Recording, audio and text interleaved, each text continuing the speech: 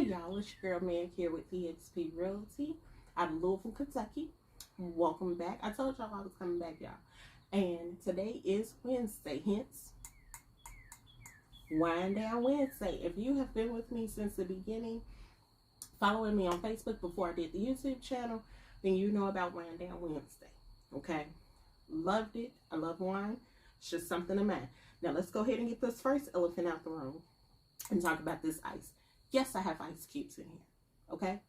I know typically you do not put ice in wine. You don't put ice in wine at all because it waters it down. However, I did not have time to chill my bottle this evening, okay? So with that being said, I like my wine a little chilled. Put a few ice cubes, but don't worry about it. It won't make it until it waters down or anything like that, okay? This will be gone pretty quickly. Let's talk about the second elephant in the room, the market. So let's go ahead and address this now, because I get questions all the time. How is the market doing? Do you think that we're going to go into a recession? And are we going to have any foreclosures? Foreclosures coming soon. So let's go ahead and talk about the first thing. How is the market doing? Crazy as hell. Simply as I can put it. Crazy as hell. So right now, the market is crazy because it's still technically a seller's market and inventory is still on the low. So there are not a lot of homes on the market, but we still have just as many buyers. We have just as many buyers because the interest rates are going up. As interest rates are going up, buyers want to get that contract. They want to lock in the low interest rates. Now, that may seem a little crazy because you're like, well, interest rates have just been low for a while now, right? They're not going to really skyrocket. Interest rates are going up. And what I mean by that is we have gotten spoiled with the 2%, 3%, 4% interest rates, okay? At one point in time, people were paying 15% or better on their home loan. And it was just common. But when interest rates went down, people got spoiled. They're like, oh my God, this is amazing. So then you started having people, they're like, okay, we need to buy when the interest rates are low. Lock them in before they go back up. Now, the people that were buying during COVID or like right after COVID, those were sparks. Don't get me wrong, it was hard, but that's when the interest rates were the lowest. With them going up now, people are losing buying power. Remember I told you, 1% interest rate increase. So if you went from a 4% to a 5%, that could mean you lost $20,000 in buying power. Okay? Give or take a few thousand here or there. But that's a lot of money to lose. So if you had a pre-approval at one point in time for say $230,000 and you get a higher interest rate, you might only be able to afford $210,000 at that point, okay? And then at that $210,000, with the way that the market is and people are offering over or at market price, that changes the homes you can look at, okay? So you have to take that into account as to why this market is so crazy. Now let's look at it from the seller's perspective, because you're like, well, hell, sellers should just be putting it out there because homes are flying off, inventory's low, they can really sell their home fast. True, but you got to think about it. One, if they sell their home, they got to find somewhere else to live, unless you're going to let them live in there with you, which we know ain't going to happen, okay? And if it did happen, it might be a fight. So now they have to find somewhere else to live. Well, that puts them in a position that you were just in as a buyer, where they have to try to find a home without that they're probably going to have to overpay for. And then they have to try, they're going to go into a higher interest rate. Because when interest rates got really low, you had a lot of sellers that decided to refinance their homes, right? Because if I say, for instance, had 8%, and you told me the interest rates went down to 2%, hell yeah, I'm finna refinance. So now I got a 2% interest rate, but if I go back out here on this market, I might get another 5% or 6%.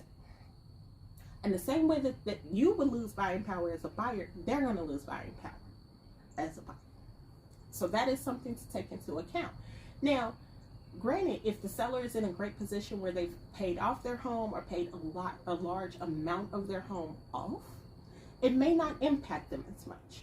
So like if I have a $300,000 home and I only owe $100,000 on it to pay it off, well, I mean, I can walk away with a net of $200,000 and really, put a dent into my next home purchase.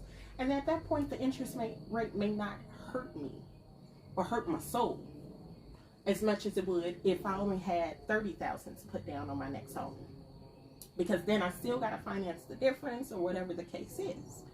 So those are all things to take into account. But interest rates are really, really driving the market right now and driving the priority of buyers and sellers. So that's one thing that makes it crazy. All right, let's talk about the second question. Are we going into a housing recession?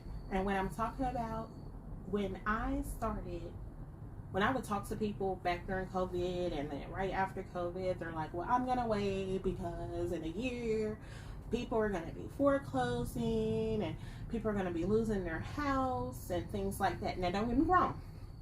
Now, there are some people that took some of those mortgage benefit packages back during COVID where they didn't, they weren't worried about paying their mortgage, things like that. There were some people that did that, but a lot of that processing is still behind, okay? They're getting caught up on it. It's happening a little faster, but it's not happening like you think it is, because back when they were getting approved during COVID, everyone was double checking everything. It wasn't where things were slipping through the cracks like back in the other housing market crash. Things were being double checked, triple checked, quadruple checked, okay? Check. Things were getting checked. So with that being said, the people that qualified for those homes really did qualify for those homes. The housing market crash back in the day was because people didn't qualify for the loans they were getting. So that's one thing to consider. Now, do we see a lot of foreclosures coming up or people that are about to lose their home? I doubt it, okay? And that's just because of those checks, and then people found ways to work, okay? Working in the office is not the same. There's more remote work, and once we had to work remotely, companies realized that this wasn't a bad thing. They could save overhead. Other factors came into play. So now you have more people working remotely. So you still have a strong workforce in the sense of home ownership, because then people started looking for housing spaces. And this is something that still comes up where people are like, I need a home office. I need an extra space to work in my home without my kids around, without my significant other around. I just need to be able to work. So people have bought these spaces in that consideration. Now, yes, anything can happen, but chances are we're not going to go into it.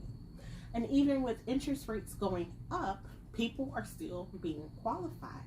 It's just, like I said, if you have a higher interest rate, you can't necessarily buy as much as you probably wanted to buy. And then also people saved a lot of money. People became more financially conscious about where they were spending their money, how they were spending their money, and what they were doing with it. And then it just changed how people approached home ownership. So I don't see us going into a market crash. I don't see homes dropping in price, because you have to remember, it's these people, let's go back, man, let's connect the dots. I have someone that paid over asking price.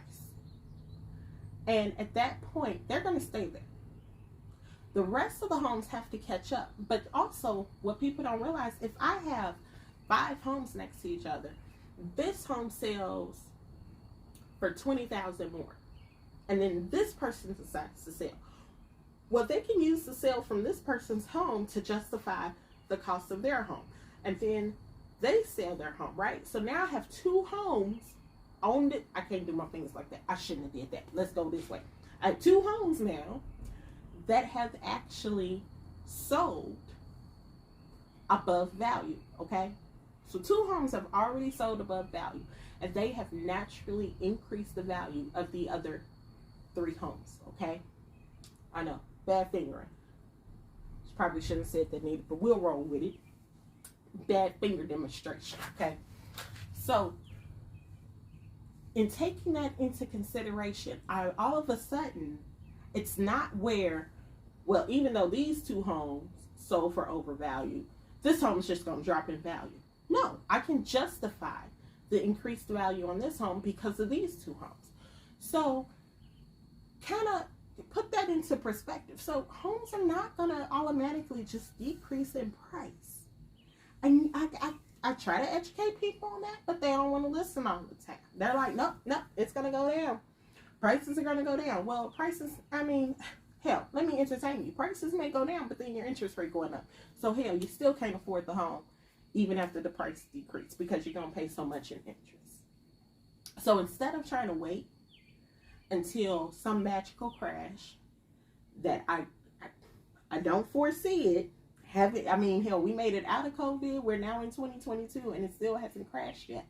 So we're trying to make it out of this market crash, or you're waiting on this market crash. Stop. Just go ahead, get out there, get it while the interest rates are low, and then let it be. Okay, y'all? So, as a reminder, subscribe and like. Stay tuned. I'll be back. I think the next topic I'm going to share with y'all is like why you should list with an agent.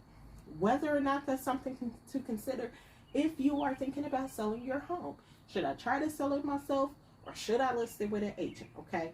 Now I'm also writing a blog on this. By all means, feel free to check the blog out at megsaleslouisville.com. Once again, that's Meg, M-E-G, sales, S-E-L-L-S, Louisville, y'all know how to spell it, .com, okay? Go ahead, follow me there, and if you have any questions, feel free to send me an email at megsaleslouisville@gmail.com, okay? So I will talk to you all soon, and if you wonder what I'm looking at, I got a little kitty over here in the mirror trying to be nosy at me. See y'all next